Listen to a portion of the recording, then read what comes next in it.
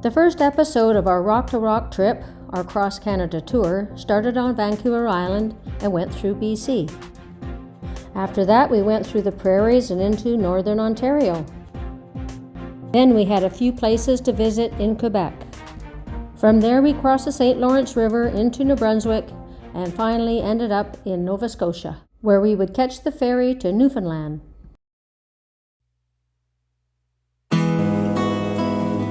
The ferry takes approximately 6 hours from North Sydney to Port aux Basques.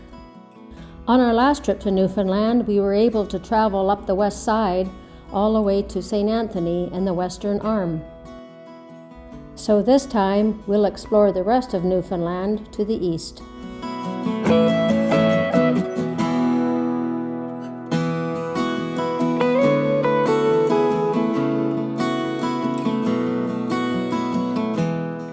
It sure feels good to be back on the rock. There's something really magical about the Long Ridge Mountains. Somehow it feels like you're in another country. One of our first stops was to visit Dale's mom, Lucy. The Codroy Valley is known for its wetlands and milder climate. It is home to the Grand Codroy Estuary and is internationally important for its bird life. Dale's cousin Pat welcomed us with a traditional Jigs dinner. The water from the estuary spills into the Atlantic Ocean.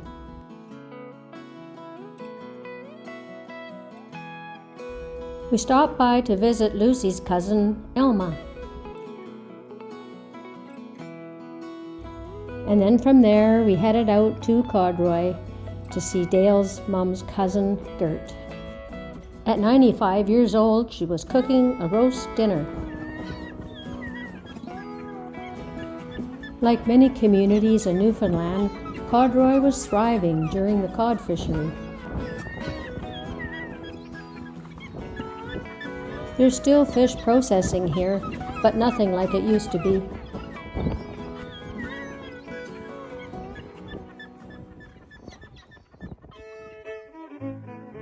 From Codroy Valley, we headed north to the Baie-Verte Peninsula. We parked our trailer at Flatwater Pond Provincial Park and then explored a bunch of side roads from there. We followed the Dorset Trail in search of a soapstone mine. There were other mines along the way. I hiked out to the trail where the Dorset Inuit used to carve soapstone.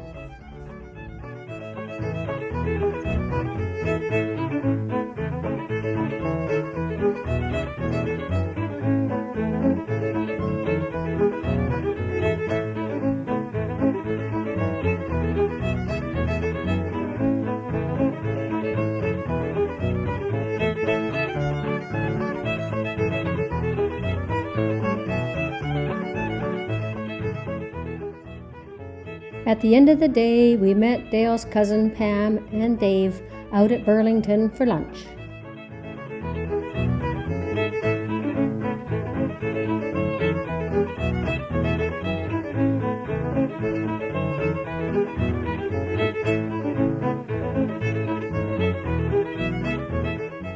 The next day, we went out to Lassie and explored many side roads along the way.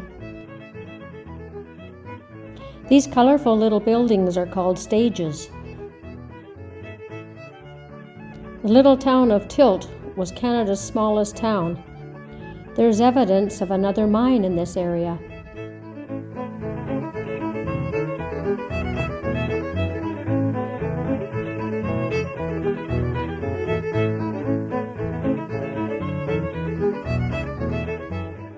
By the time we got out to Lassie, it was getting pretty foggy.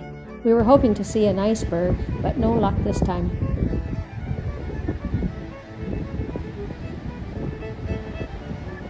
No wonder they call it the Rock. It's so rugged.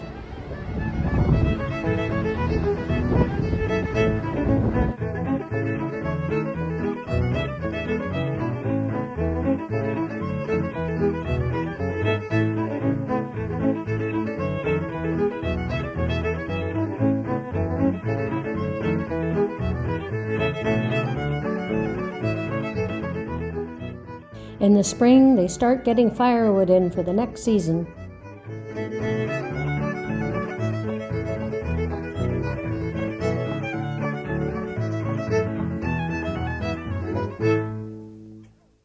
We drove out to visit Dale's cousin Pam and Dave.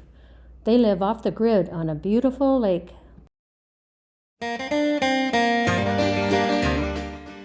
We headed out east again to a place called Botwood.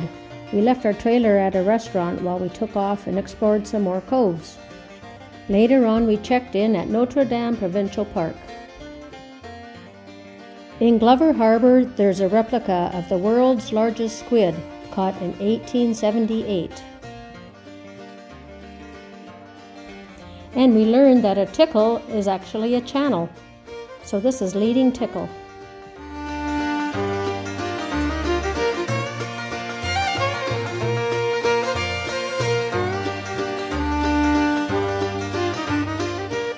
Here's a fisherman in with his catch. Botwood is known for its PBY Catalina plane, its flying boat museum, and there's 4 ammunition bunkers.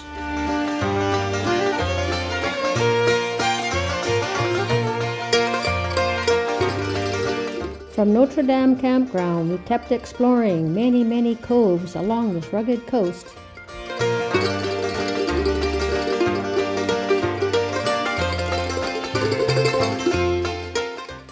This old ship was a training vessel in World War I.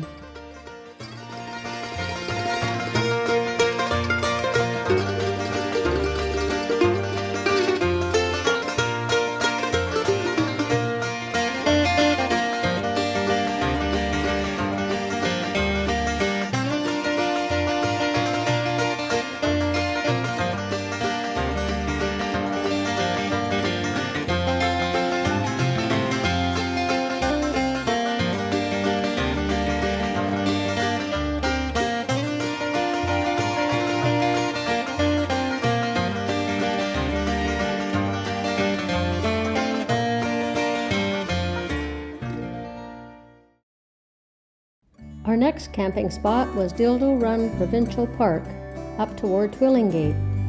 It's July the 7th and we're pretty well at the end of Iceberg season. So we took a boat tour out toward Change Island.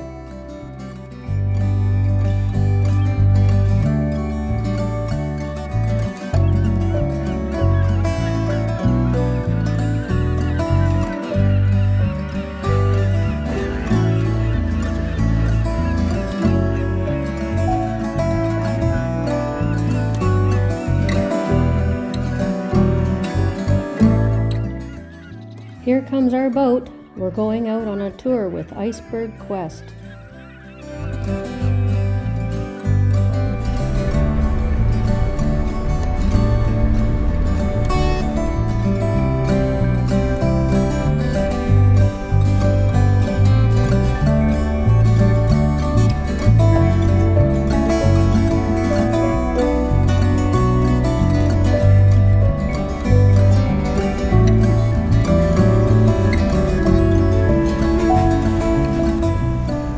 These icebergs are about 10,000 years old, and the ice is so dense. It takes 2 or 3 years for them to float over from Greenland, and then they simply melt away.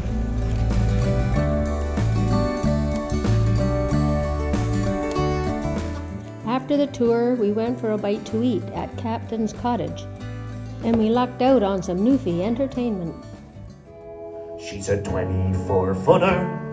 She's cold painted green, and she's a 30-foot mast. Her cabin sleeps 3. Oh, a 30-foot mast. Her cabin sleeps 3.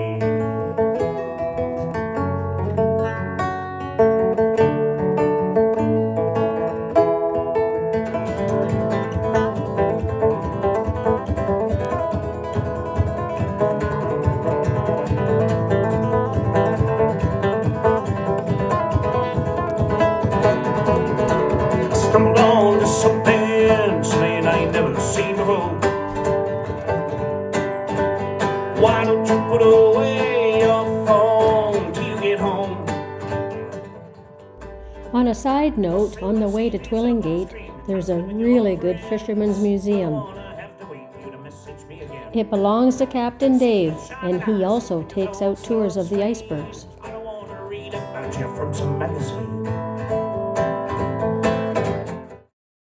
We had another day of touring around to the coves, and then I found a trail up to Pike's Arm where I could see the iceberg that we had visited the day before. Heading east, we ended up parking at Loxton Provincial Park, which is near Bonavista. We drove south to a heritage town called Trinity. This significant harbor was important for trade to the French, English, and Portuguese. Some of the products included cod, seals, and whales.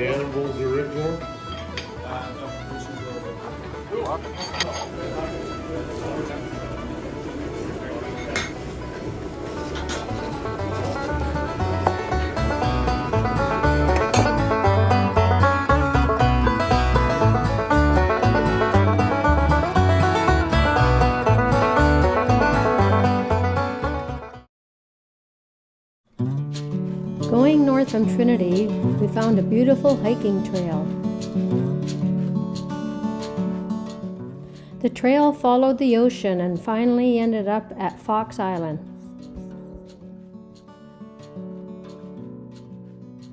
The views along here were absolutely stunning.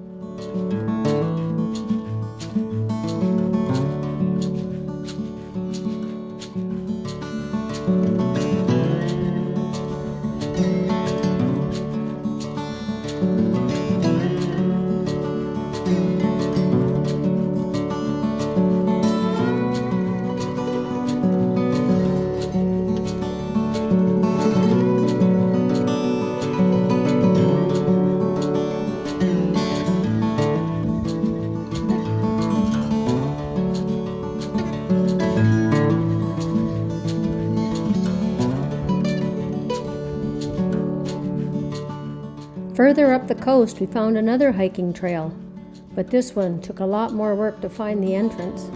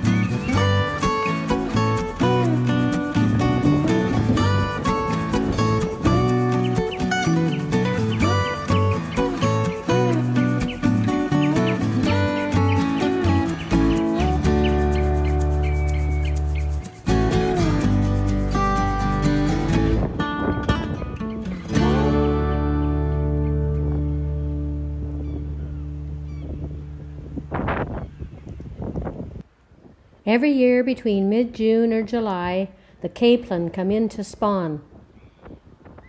And this is what attracts all the whales to feed, and also for all the puffins to come ashore for mating season. 95% of the puffin's diet is capelin.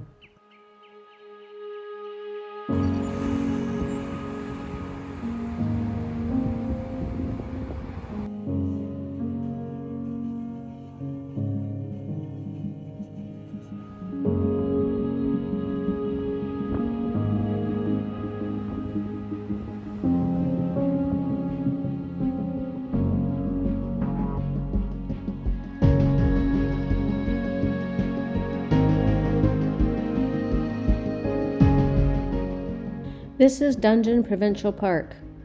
The dungeon has its origin as a cavern with two separate openings to the sea. Continuing erosion led to the widening of the cavern until eventually the roof collapsed inward. Wave action has slowly removed the rock material from the collapse, leaving two incredible features that you see here. Further south is Ellison, which is known for more than just birding. This town is the root cellar capital of the world, with more than 130 of these underground structures documented.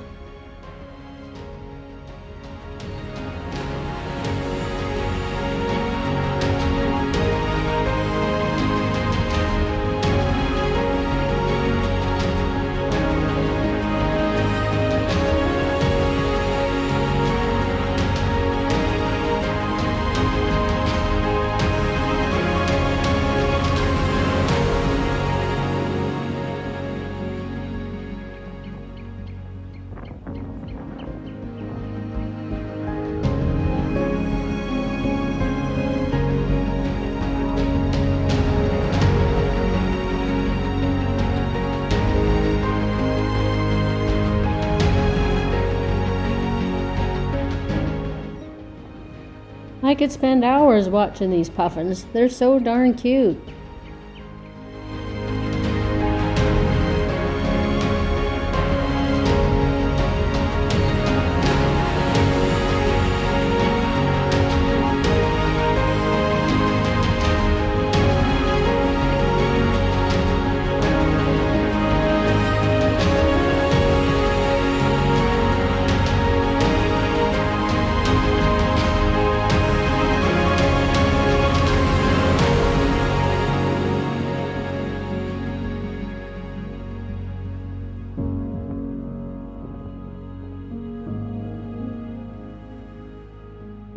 The Bonavista Peninsula has definitely been one of our highlights.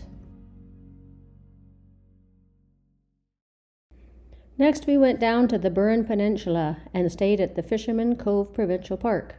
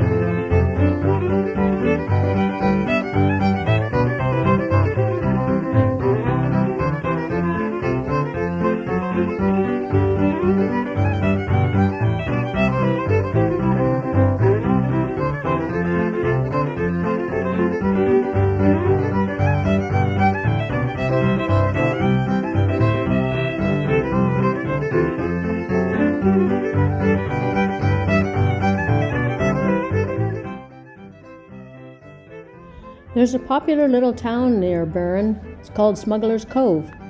It was built by one of the bikers, as this is quite a nice route for motorcycling. In the summer, they have a lot of gatherings and events here.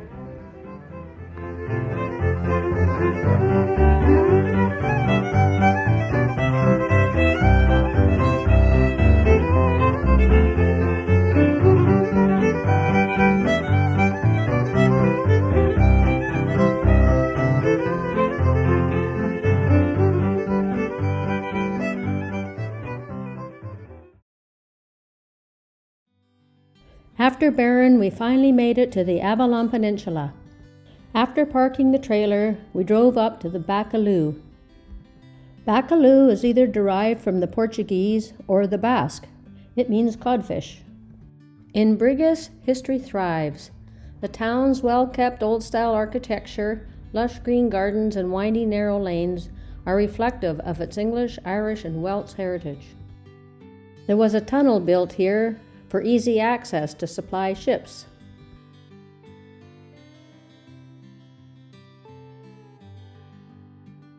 Next is Bay Roberts and then Harbor Grace. This is where Amelia Earhart started her first transatlantic flight. There was a bronze statue here of Amelia before it got stolen. It was also the home of Captain Bob Bartlett, hailed as the greatest ice navigator of the 20th century. Back in the day, Carbonaire was known for its shipbuilding. We crossed over to Trinity Bay to check out Perlican Cove and Heart's Content. There was a lot of pretty stages over there. These are little buildings down at the dock where the fishermen store their gear and clean their fish. In 1855, Heart's Content is chosen as the location for the first transatlantic submarine telegraph cable. This 100-year-old building is now a communications museum. The town of Dildo has a peculiar name. There's an island out there that's got a lot of water on it. So in French, from the island of water is Dil de l'eau.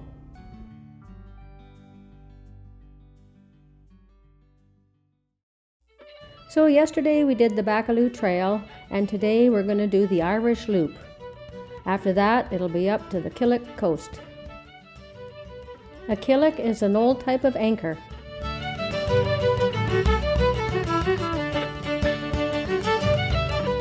This is St. Vincent. The 5-kilometer beach is the largest site in the world where you can view humpbacks and other whales from land. Due to the steep drop-off in the water, not far from shore, the whales are able to get quite close to the beach when they're feeding on capelin. This feeding is an incredible experience for visitors.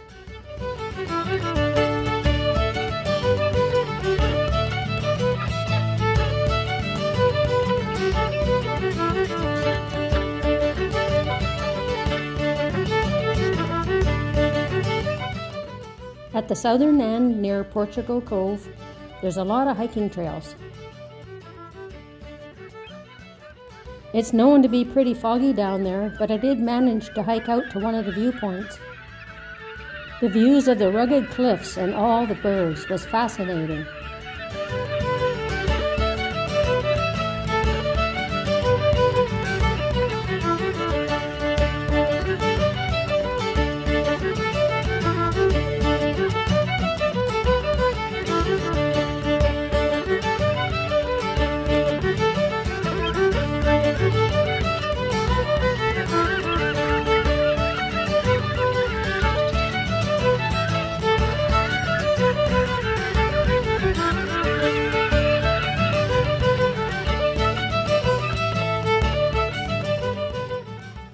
Winding our way around the east coast, we ended up in Fairyland.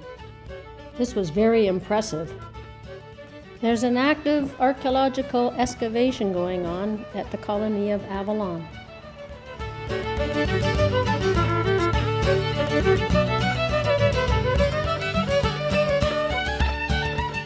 This colony was established in 1620 on a beautiful lighthouse road. We ended up in Bulls Bay. There were whale watching boats there, but we ended up seeing whales and puffins right from the shore. Our last tour from the Butterpot campground was along the Killick Loop. Our first stop was the beautiful Petty Harbor.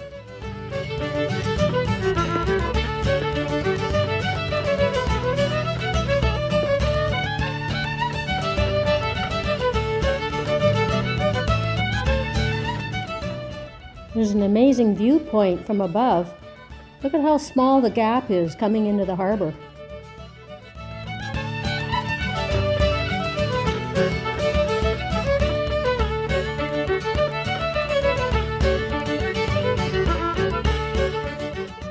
fishermen are busy working here. This was one of the most prettiest harbors we saw on our trip. Outside St. John's Harbor is Cape Spear. This is the most easterly point of the country. The old lighthouse is still here, and the new one is active.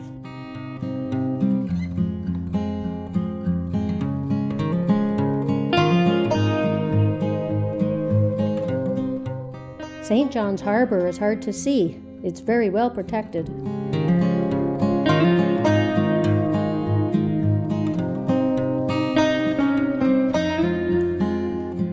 While I stayed in town and toured the jelly bean homes, Dale went up on Signal Hill and got this beautiful video of St. John's Harbor.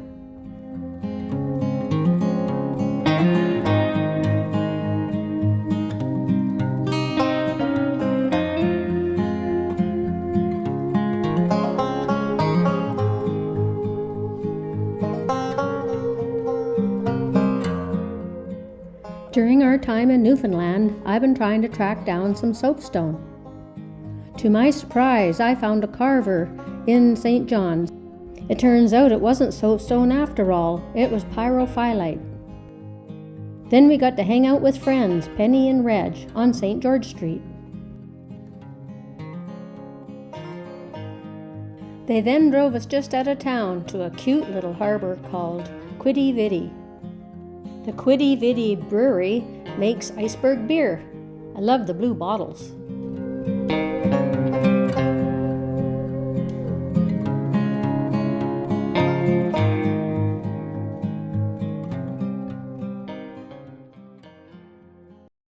Well, it was time to leave the East Coast and make our way west. We stayed the first night in Bishop Falls and then made our way to Baie. Then it was back to Codroy Valley for the music festival, before we got the ferry back to North Sydney. Near Bishop Falls at the Grand Falls Town Hall, they've erected a new statue of Gordon Pinsent. Dale's mom and her sister used to hang out with Gordon Pinsent back in the day. At Baie, I decided to hike to the top of that mountain.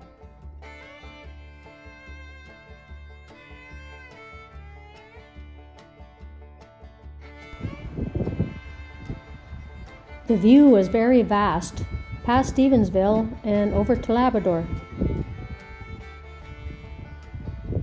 You married me, but how you did to see me heave away. I mean, jolly boys, we're all down the way. Sometimes we're bound for Liverpool, more times we're bound for Spain. Heave away, me jollies, heave away.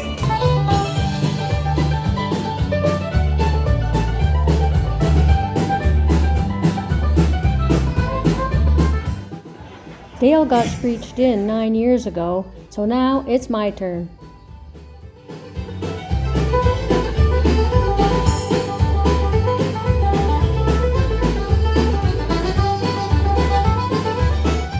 There's Dale's cousin Hockey playing bass.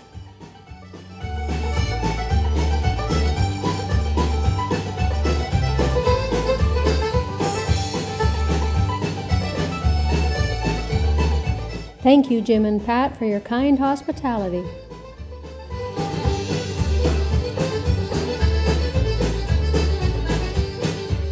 A lot of the Gale family, including Dale's mom, worked in the store and the family carding mill. The mill is now designated a heritage site.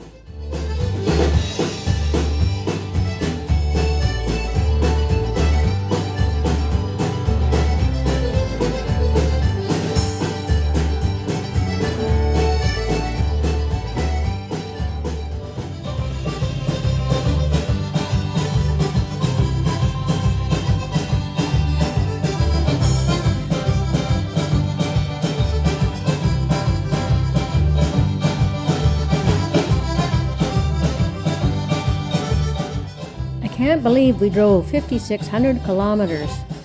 Well, that's it for Codroy. Time to catch a ferry back to North Sydney.